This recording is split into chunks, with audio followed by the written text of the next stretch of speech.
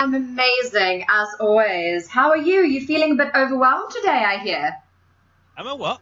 Are you feeling a bit overwhelmed today? You said earlier on the show. Am I? You know what? You know when you get that feeling when you get out of the shower and you look in the mirror ready to have a shave. Well, you girls don't. Well, you never know. Some of them you do. But when you Fair point. when you pluck in your tash first thing in the morning, you've got a no-no, and you're having to do either that you've got masking tape trying to get the tash off, or you're there with the tweezers going, God, Bennett, this is Exactly, the eyebrows and everything. It kind of ties into what we're going to be talking about today. But I completely get it. A lot of us do feel overwhelmed when we do look in the mirror. Sometimes a good overwhelmed, which is probably what you do when you look at yourself and think, "Oh, I'm looking good today." Do you think that, Dave? not so much me. It's everybody else. They go, oh, could give him a idea. I've never the amount of people I used to watch it. I'll never forget. Right, this was so funny. There was a lad that used to come in the nightclub where I used to work in Manchester. Every week he'd come in. Billy no mates. He never had any friends with him, and he'd stand at this pillar, and this pillar had mirrors all the way around it. It was a four-sided mirror, and he'd stand there and put his drink on the side, right. There's a little shelf under where he'd lean on it. So he'd be leaning on this pillar, looking around, and one day I nearly fell off the DJ box laughing my head off because he was stood there, and I don't know if he hadn't realised that it was. I don't know if he realised that it was a mirror or that the thing just wasn't there. That it was leaning on a shelf. Anyway, he's browsing around and checking all the talent out in the club, and the next minute he's turned to the left and seen himself, and when you kind of go, oh. And kind of jump out of your skin when you think someone's looking at you, they're really close to you. Yeah.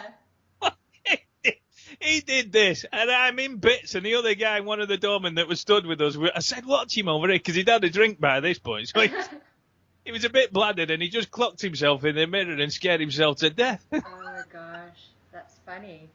Oh. You have to be there, because when you saw it, I mean, we couldn't breathe for laughing. So tell us what's going on with being overwhelmed, anyway. Well, should we talk a little bit about what you see when you look in the mirror? Would you be okay with that? Or Yeah. do we have anyone listening who wants to phone in and talk a little bit about anything that they're feeling overwhelmed with? Please do. We'd love to hear from you. But until then, Dave, do you want to talk a little bit about what it is that you see when you look in the mirror? Because the reason I say this is we're jesting and we're joking, which is what I love about our show. But mirror work is a technique. It's actually a healing technique that I use in my practice. Obviously, Is it? yeah. Meraki is, if we remind ourselves what Meraki is to do something from the soul, to tap into the true you. And one of the things that we do is we use mirrors. So when you look at yourself in the mirror, I won't give the clue away, but if you're okay with it, I can ask you some questions about what it is that you see when you look in the mirror. Oh, go on then. And if you're listening, this is what I recommend that you do: is I recommend that you grab a handheld mirror, ladies, or you grab your makeup mirror, and whilst I'm talking to Dave, you talk to yourself and you ask yourself the same questions. That would be really, really powerful for you. So imagine that you're looking at yourself in the mirror now. Do you have your makeup, do you have your lipstick mirror with you, Dave? Because I know you told me the other day that you wear lipstick sometimes. Do you have it with you? You're not supposed to tell everybody that. Oh gosh, I keep on forgetting that this isn't a private conversation. I only have that when I'm putting my clown outfit on. I'm telling you, I've told you that before. Go put This the is brand clown new. suit on. Well, I have to go out in, I have to disguise myself every now and again and putting makeup on. I get away with it, but when I open my mouth, are you talking off the radio? Yeah. Yeah, he says, yeah. Yeah, it's me. Wonderful. How many autographs have you signed in your life? uh, a load on a check. On a check? Okay, guys, I think this is a reach out. Next time you see Dave, can you please ask him for feeling a bit overwhelmed over here by the fact that nobody likes the way that he looks and gets overwhelmed by the way that he looks. And they're not signing, you're not asking for his autographs. So can we please do that? Can we support him? This is a healing show. We want Dave You to know, heal from the you know inside what out. cracks me up? You know what cracks me up? You know, with some of these celebrities, that people of these celebrities, and they have tattoos put on them, don't they? And they get autographs put on them of the celebrity that they're a bit obsessive about. Well, there was a girl on Graham Norton. Did you see this the other week? And Gary Barlow was on. How to Take That. No, And no, I didn't watch it. she said, "Oh, I've got your autograph, but I've had it tattooed on my arm." So she pulled the top up, and and he looked, and he said, "Oh, that was the day when I was really tired." He said, "Look," he says, "it doesn't say Gary, it says gay."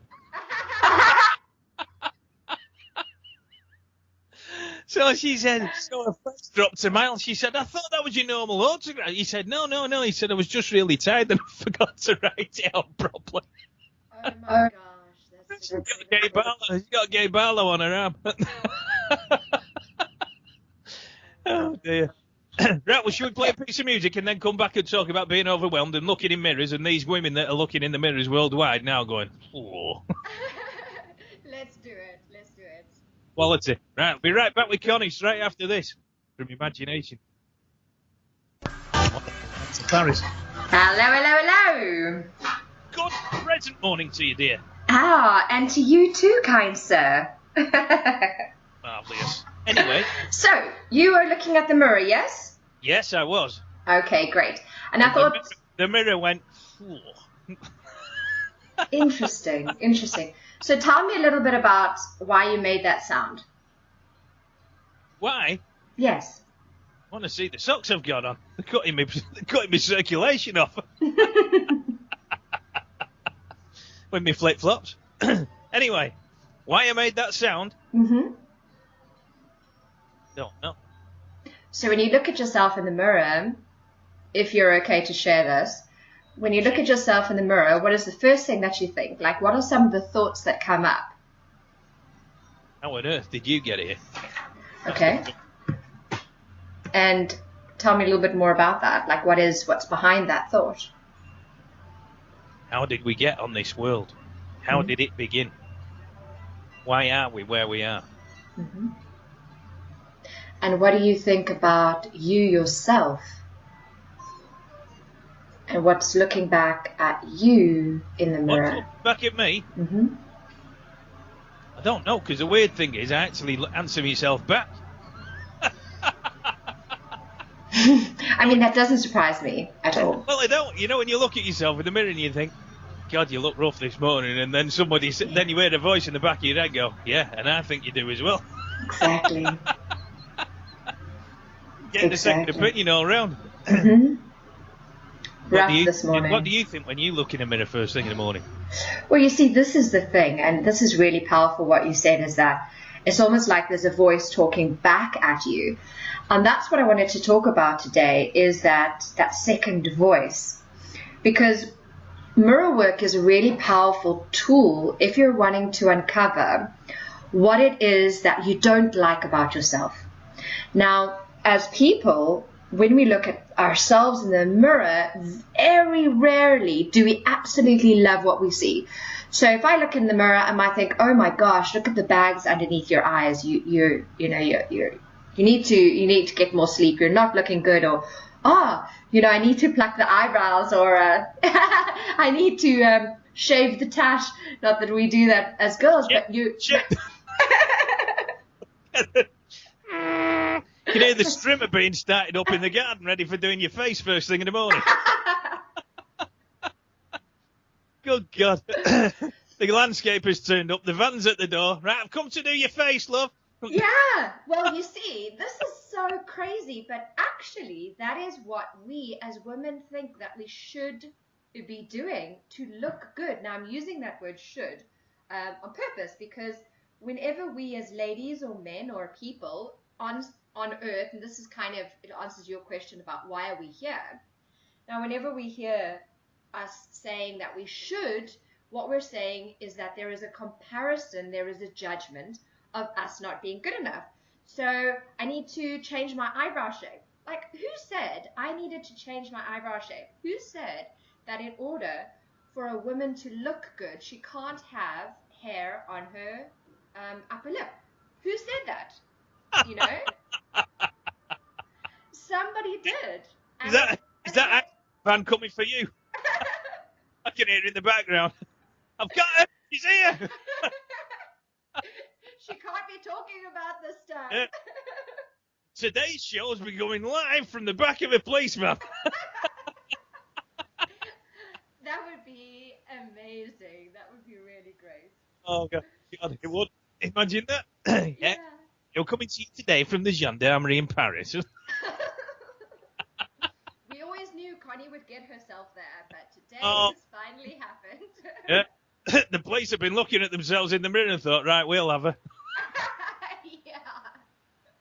Anyway, forgot what I was going to say now. So what were you saying then? Yeah, I was saying that when you look at yourself. Oh, we were talking about someone somewhere Throwing you off now.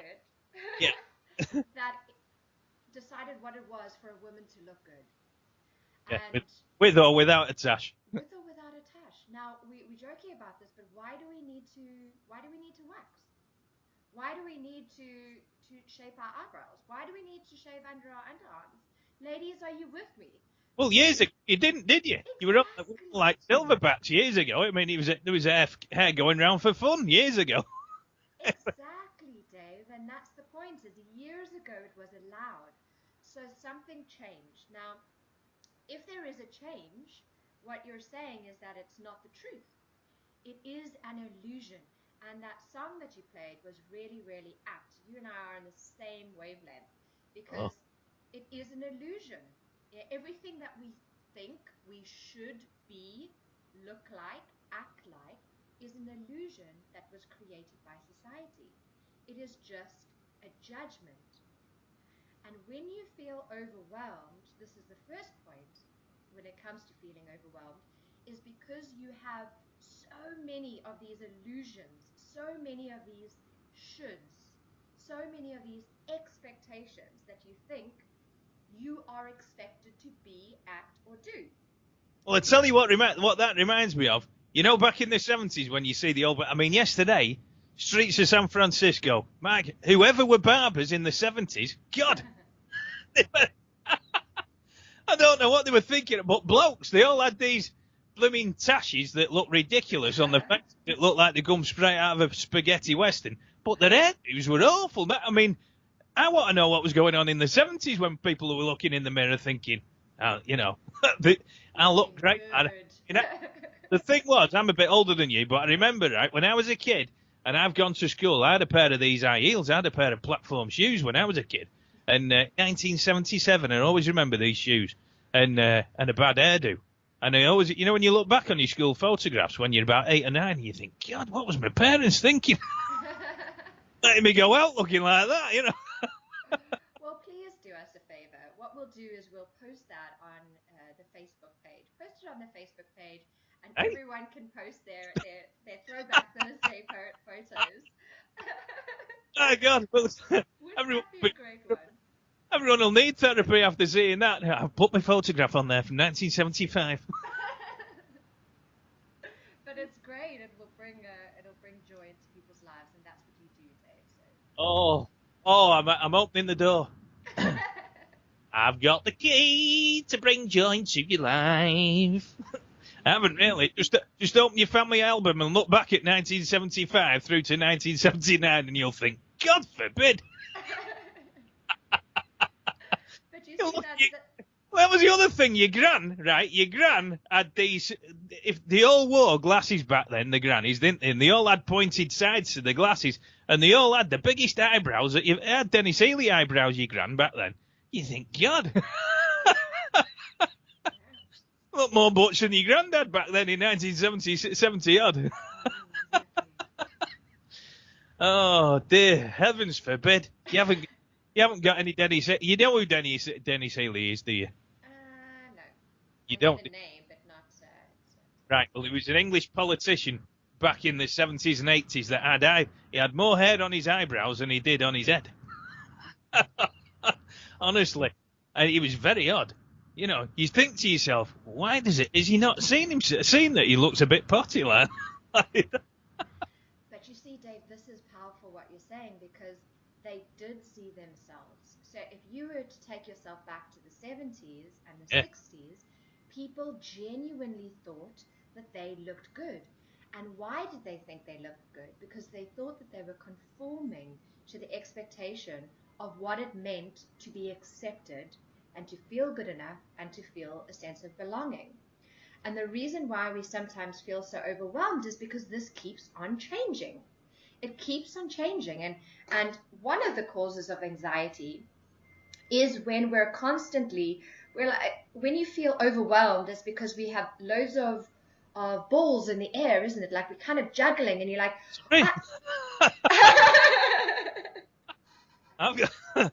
I can't remember when I last had my balls in the air, but there you go. Oh, I've never been able to juggle him, my God. So. Well, you're not old enough yet, so. That'll be why then. That's why I put lipstick on and that's how get me clown outfit on. Yeah, you're gonna need to after today's show. This week I'll be mostly juggling my balls. So anyway, what were you saying about that bit? So we're talking about juggling your balls, Dave, and what yes. we was. I mean, sorry, we were talking about. So we juggle. We juggles. Whoever juggling with man, I hope they've got warm hands. I'm telling you. Yes, excuses. We all know. So go on, finish what you were saying because we'll have to go to the news in a minute. Yeah, exactly. So, what was I saying? Yes, I was, obviously a bit sidetracked by the image of you juggling your balls. We're not going to finish this show this week. We'll have to be to be continued next week. Next week, juggling Dave's balls. Juggling your balls. We left Connie and Dave juggling balls. Look, whatever happened next. Stay tuned to find out. Yeah, exactly. Oh. But it really, it's kind of like it explains it because when we're juggling balls, there's this expectation that we have to have balls in the first place. And who told us that you have to have that particular ball? And when you're feeling overwhelmed, you're not in a space of your centeredness and your centeredness, who you are, and that remembrance of your why. And that's my second question to ask people today is, what is your why? And you were asking, well, why are we here on the planet? Apart from the fact, and the lovely Charlotte will agree with me, that I believe, we are spiritual beings having a human experience. So we are souls that are wanting to discover all that it means to be human. So that is why our soul has chosen to be on this earth.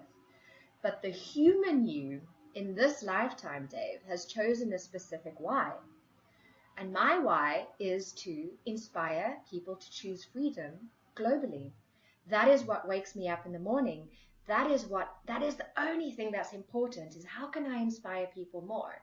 It doesn't matter about your balls, my balls, anyone else's balls, those. Oh, right. That's just the expectation, and it changes from century to century, year to year. So, if we tie this together, is when you look in the mirror, you are shown what the expectation is about who you should be. Not only the mirror, but whenever you're feeling overwhelmed, is to ask yourself, what is the should? I should be skinnier. I should earn more money. I should be more funny. Whenever you hear yourself say the word should, you are living in an expectation. And that is one of the reasons that is going to cause your anxiety. Right. Remember your why. Go back to, whenever you're feeling overwhelmed, ask yourself, okay, well, what is What is my Meraki? What is my soul? How can I act and be from the space of my soul today, from the space of my truth? And the balls will fall. Oh, right. And it doesn't matter. It doesn't matter if they fall. With Man in the Mirror. Yeah, let's do it. Brilliant. Right, we'll speak to Connie this time next week. Thanks so much for watching, guys. Bye. Or listening. Adios. Bye.